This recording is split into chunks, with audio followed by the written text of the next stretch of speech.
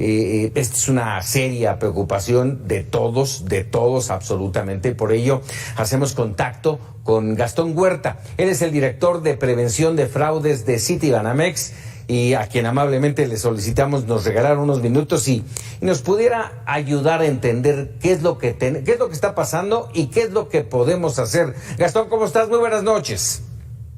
Hola Paco, buenas noches. Muchas gracias por la invitación y por la oportunidad para hablar de este tema. Muchas gracias. ¿Cómo es que pueden ocurrir estos ilícitos? Y te lo pregunto así, Gastón, porque uno finalmente está confiado en la fortaleza de las instituciones bancarias, llámese como se llaman, y nos encontramos con que quienes nos roban, nos hacen fraude, tienen nuestras cuentas, nuestras claves, nuestras contraseñas, y el banco les dice sí cuando muchas veces tú tratas de hacer una operación y te dicen no. ¿Cómo puede ser?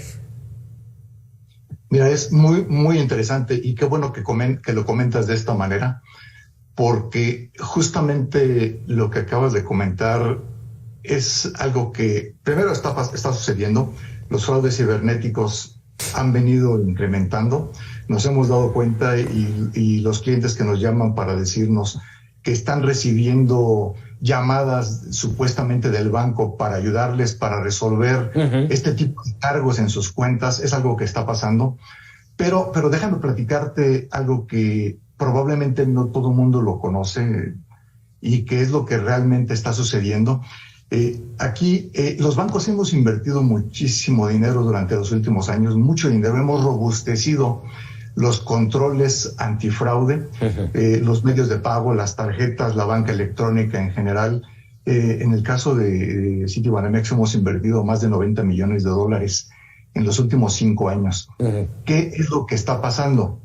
Que ahora los fraudes se han cambiado de modus operandi y como están funcionando es que el defraudador, ante la imposibilidad de robar la información o de poder acceder a la cuenta de una persona porque hay seguridad en el acceso, lo que están haciendo es utilizar métodos de ingeniería social. Y te explico cómo sucede esto. Lo hacen a través de 2 medios principales. Uno es enviando mensajes de texto o SMS como los conocemos, donde envían, vamos a decirlo de esta manera coloquial, un cañonazo con cientos o miles de SMS a muchos números de teléfono celular, sin importar a quién va. Estos SMS donde dicen justo lo que tú comentabas al empezar la nota, que hay un cargo en tu cuenta tal, hay un cargo en tal comercio por 8,000 pesos, 5,000 pesos. Pero muchas veces cuando mencionan, hay un cargo en tu cuenta del banco A, pero tú no eres cliente del banco A, tú recibes ese mensaje, no le haces caso omiso. Pero cuando tú sí eres cliente del banco A, entonces empieza a pasar por ti una preocupación en ese momento de decir, bueno, algo está pasando, yo tengo cuenta en el banco, me dicen que me están haciendo un cargo de tal monto en tal comercio, pues voy a contestar que no lo reconozco. En el momento que la persona contesta, no lo reconozco, del otro lado, donde está el estafador, se da cuenta que esa persona potencialmente ya es una víctima. ¿Por qué? Porque ya le contestó el mensaje, lo que quiere decir que sí es cliente de ese banco al que dirigieron el mensaje. En el momento que contesta, inmediatamente después viene una llamada telefónica. Y aquí hay un punto muy importante. Esta llamada telefónica, la persona que recibe esa llamada, la recibe del número que normalmente ya conoce, que es el del banco, ¿sí? Y es el número del teléfono que utilizamos nosotros cuando queremos llamar al banco. Ese es el número que vemos en nuestro identificador del teléfono. Sí. Pero ¿qué está pasando aquí? Y muchas personas en ese momento, cuando ven que el número de teléfono es el del banco, dicen, bueno, me están llamando del banco. Y no necesariamente es así. Lo que está pasando aquí, y a esto se le llama spoofing telefónico, lo que hace el estafador es que llamando de un teléfono celular cualquiera, el número que tú quieras, le sobreponen el número del banco para que la persona que recibe la llamada tome confianza. exactamente, piensa que sí es una llamada del banco. La persona que llama se presenta como un empleado del banco y le dice, oiga, le voy a ayudar para quitarle ese cargo que usted nos acaba de contestar que no reconoce. Yo le voy a ayudar para quitárselo de su cuenta, no se preocupe. En los bancos en general, Gastón, ¿los bancos no nos van a llamar? ¿Sería la lógica? No, los bancos sí podemos hacer llamadas, inclusive para detectar, para monitorear fraude. Sí. Pero los bancos podemos llamar, pero nunca vamos a llamar del teléfono que solamente es para que el cliente me llame a mi banco. Sí, de ese teléfono nunca vamos a llamar. Y segundo, que es todavía más importante, el banco puede llamar, pero nunca va a pedir ninguna información.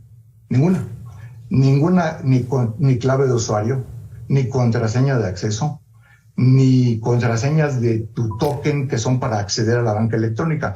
El banco no te va a pedir información confidencial. Eso es muy, muy importante. El banco ni te va a llamar del número que tú conoces que es el del banco, porque ese solamente sirve para que tú como cliente llames al banco. Y segundo, si el banco te llega a llamar, no te va a pedir ninguna información. Y en este caso particular que estamos hablando, este tipo de estafas, llaman de ese número con ese spoofing telefónico que te estaba comentando. Y segundo, una vez que le dicen a la persona potencial víctima o la persona que están queriendo estafar, que le van a ayudar a eliminar esos cargos que no reconoce, le empiezan aprovechando del momento sorpresa y de la situación y la preocupación. ¿A sacarle los datos? Exactamente, le empiezan a pedir algunos datos. La persona no se da cuenta que le están pidiendo, porque además le dicen, no te vamos a pedir ninguna información confidencial, pero a la par que le dicen que no se lo van a pedir, se lo empiezan a solicitar. Y el cliente empieza, o la persona empieza a proporcionar algunos datos. Claro. Sobre todo hay un dato muy importante, que las personas de repente nos dicen, oye, pero es que, ¿cómo es posible que quien me llamó tenía toda mi información? Es correcto. ¿Sí? ¿Y cómo pasa esto? Y esto es muy importante que lo sepamos y que todo el mundo lo conozca. No tenía ninguna información. Cuando llaman por teléfono a esta persona, no tenía ningún dato. Pero cuando el estafador me llama a mi cliente de un banco y me pide una contraseña que a propósito de esto el estafador se la solicita al banco, pero el banco únicamente se la puede enviar al cliente y el banco se la envía al cliente, que es una contraseña para poder resetear o cambiar el password o la contraseña de acceso a la banca electrónica. Entonces, el cliente, realmente la persona recibe la contraseña, pero el estafador le dice que para poder eliminarle ese cargo, la necesita. Entonces, la persona, a pesar de que en el mensaje que le enviamos del banco dice, este dato no se lo proporciones a nadie por teléfono, a pesar de eso, lo convencen de que se los proporcione. Claro. Mucho que platicar de este tema, Gastón.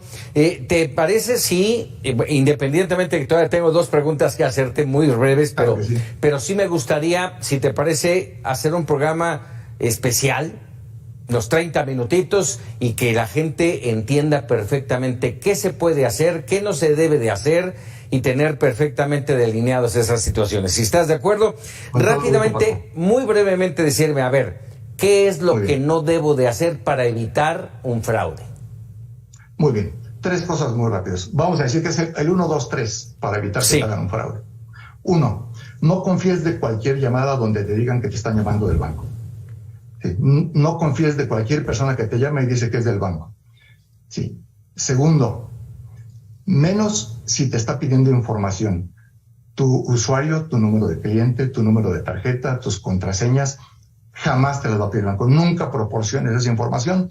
Entonces, menos vas a confiar y no la vas a proporcionar. Y tercero, y el más importante y el más sencillo, si te piden que le transfieras tu dinero de tu cuenta a otra cuenta porque supuestamente te la van a blindar o te la van a proteger, menos. Eso tercero, jamás lo hagas. Jamás. ¿Sí?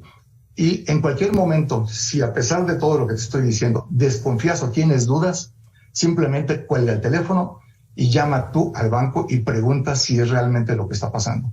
Por último, te pregunto, Gastón, Las instituciones bancarias, lo digo yo, nunca pierden. El usuario, el cliente, tiene realmente posibilidades de recuperar los cargos que se le hicieron, el robo de dinero, el fraude que le cometieron con su dinero, ¿tiene realmente posibilidades de recuperarlo? Sí, cuando hablamos de tarjetas, la gran mayoría de los cargos el cliente los recupera, se le reembolsan a la tarjeta. Cuando hablamos de la banca electrónica, hay una probabilidad, pero es una probabilidad de 50%. ¿Por qué? Porque si el dinero ya lo transfirieron a otra cuenta de un tercero, que es el estafador, sí, ese estafador pudiera retirar el dinero muy rápido de la cuenta. Lo que hacemos nosotros en nuestros monitoreos que tenemos en los bancos y acuerdos interbancarios donde entre los bancos nos ayudamos para proteger a los clientes, sí. Si detectamos un fraude o el cliente nos lo reporta, podemos ir y retener y bloquear los fondos para recuperarlos a favor de nuestro cliente. Esto es un 50% de... Pero eso tiene que ser hiper rápido, Gastón, de inmediato darte cuenta y de inmediato reportarlo. Y yo insisto ahí, la idea es no perder. Vamos a hacerlo, si estás de acuerdo, Gastón, vamos a entrar con este tema, vamos a hacerlo de manera amplia, vamos a invitar a la gente de la Conducef, que quede muy claro para todos los mexicanos, para todos los usuarios de la banca en México, cómo protegerse ante esta situación que va creciendo, como lo mencionaba. De acuerdo, con todo gusto, Paco. Gastón Huerta, te agradezco mucho, muy buenas noches. Gracias, Paco, buenas noches. Muy buenas noches. Gastón Huerta, director de prevención de fraudes de Citibanamex. Y sí, vamos a realizar un conversando, porque me parece que es un tema que hay mucho interés de un enorme porcentaje de mexicanos que son parte del sistema bancario mexicano. Vámonos con otros temas, vámonos.